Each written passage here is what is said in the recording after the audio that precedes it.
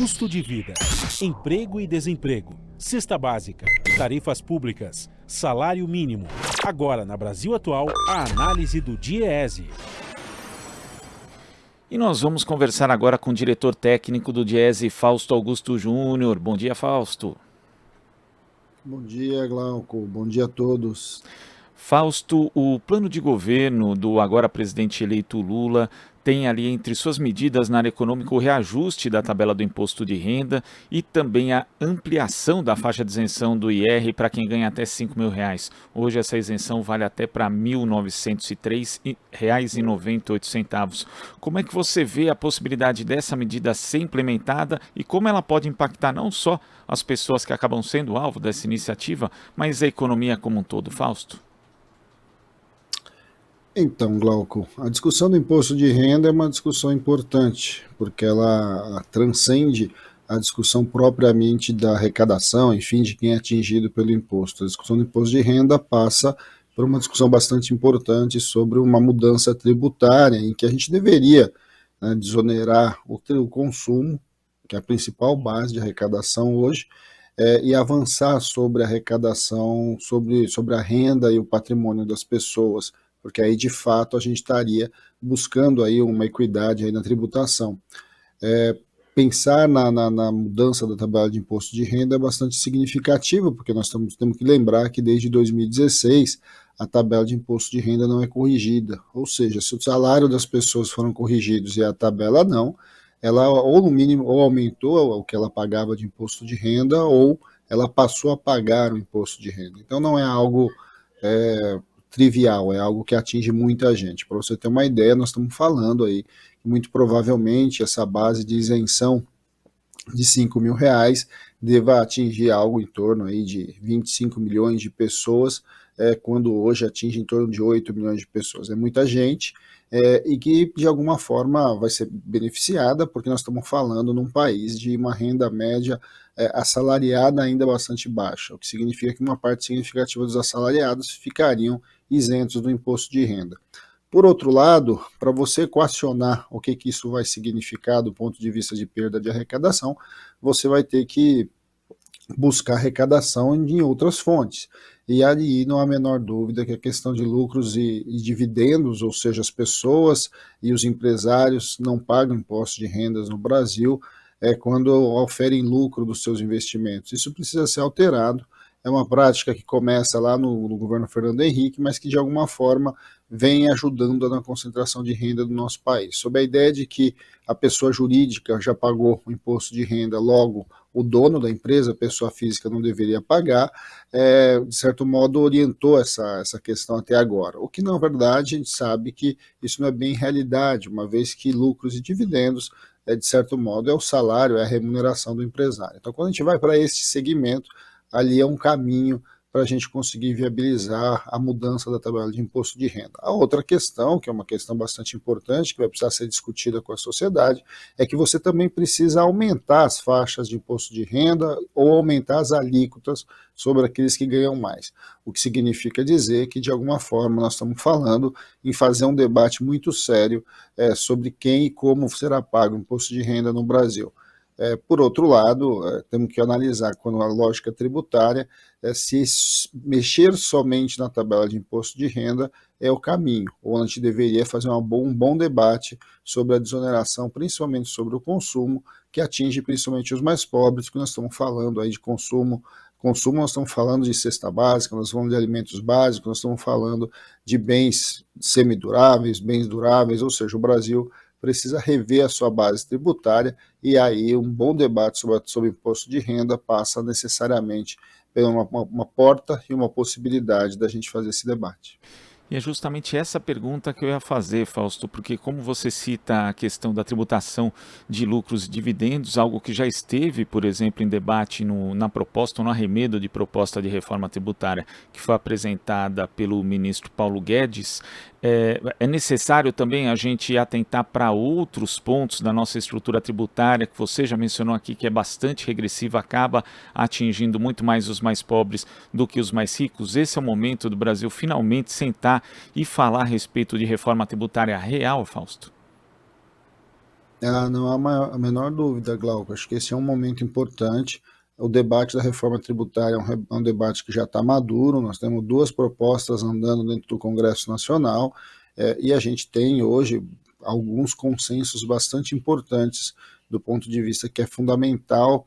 Primeiro, que é fundamental a gente mudar a nossa lógica tributária. Segundo, que a gente precisa trabalhar uma tributação que vá saindo do consumo em direção à renda e patrimônio, e ao mesmo tempo uma tributação que incida sobre os mais ricos e vá desonerando, vá sendo reduzida entre os mais pobres e classe média. Esse talvez seja o nosso grande desafio.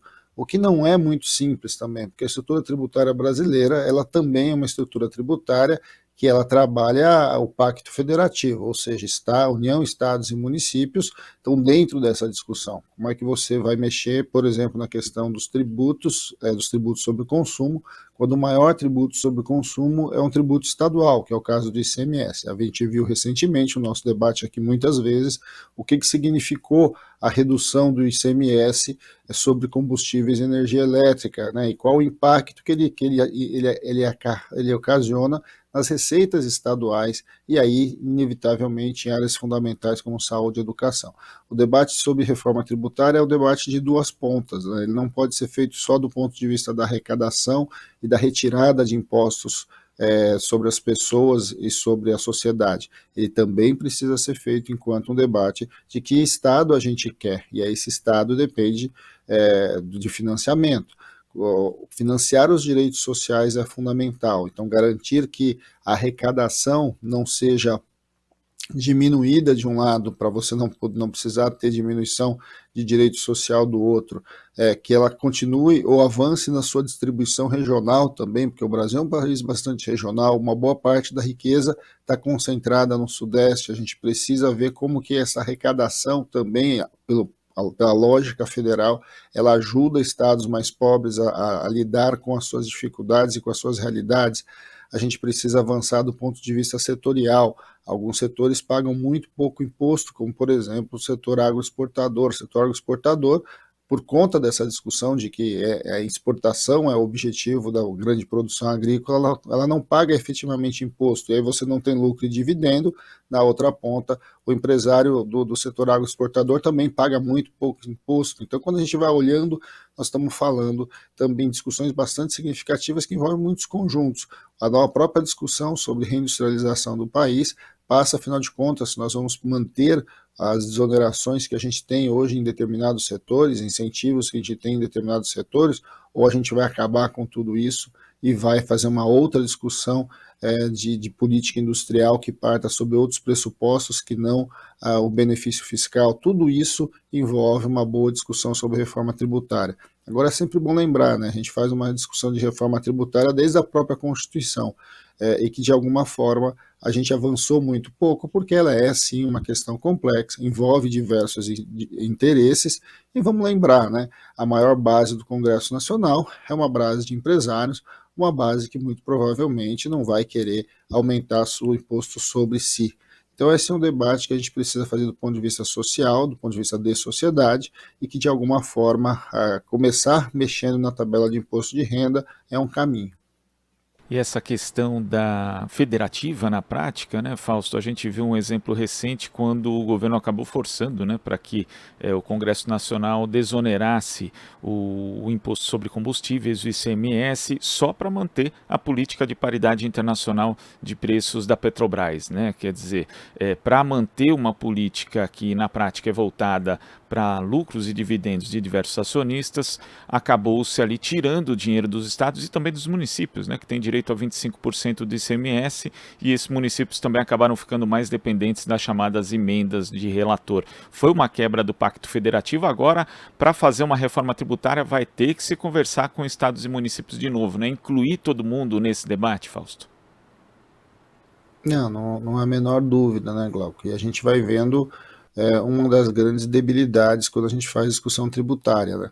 No caso da questão dos combustíveis, você tentou resolver um problema inflacionário que tem a ver com ter uma outra origem, né? No caso aí a política de preço da Petrobras, com a questão dos tributos. E é óbvio que isso não para em pé. A gente sabe que isso vai pagar um preço bastante alto, tanto é que os combustíveis já começaram a se elevar, e ao mesmo tempo os estados já perderam essa arrecadação. Então, quando a gente vai olhando para tudo isso, a gente vai vendo que a discussão é uma discussão que envolve muitos atores, né? Então, falar que nós vamos mexer na tabela do imposto de renda tão somente, ela é bastante limitada. É claro que uma medida mais pontual, em que você vai recompondo a tabela do imposto de renda ao longo dos próximos 4 anos, é uma alternativa, em que você vai chegando perto dos R$5.000 em determinado momento e não já abra a possibilidade imediata de mexer na tabela de imposto de renda.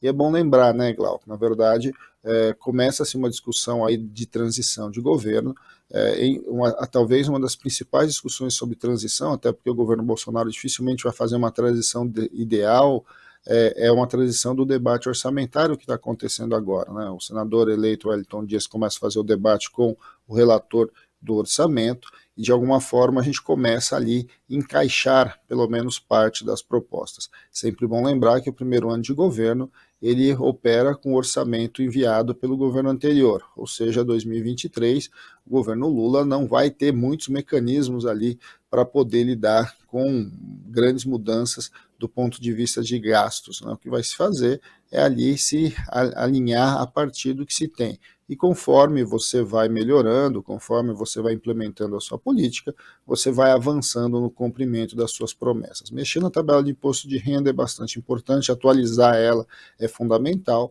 mas vamos sempre lembrar que se você mexe na arrecadação de um lado, você vai mexer no gasto de outro, ou então você precisa buscar novas fontes para garantir equilíbrio fiscal. Equilíbrio fiscal é algo fundamental, a gente sabe, e a gente já discute isso há muito tempo aqui, como é que esse mundo aí vai se reequilibrando, né? Nós temos que lidar com a questão de juros, nós temos que lidar com a questão das exonerações tributárias, enfim, é um pacote bastante grande quando a gente entra nesse debate de tributação. Fausto, muito obrigado pela sua participação aqui no nosso Jornal Brasil Atual de hoje. Até a próxima. Até a próxima, Glauco. Bom dia a todos novamente. Bom dia. Conversamos aqui com o diretor técnico do Diese, Fausto Augusto Júnior. Você está ouvindo Jornal Brasil Atual. As notícias que os outros não dão.